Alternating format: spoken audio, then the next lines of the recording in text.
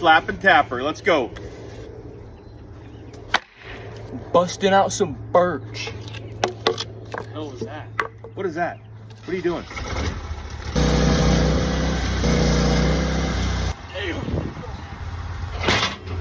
Woo! Boom! Thumbs out, guns out. Let's go. Walker in.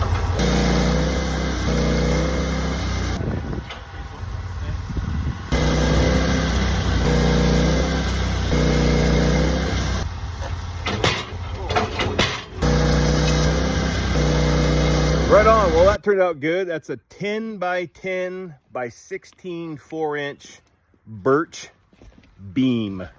It's kind of a neat knot there. Catch you guys in the next one. In the USA, I was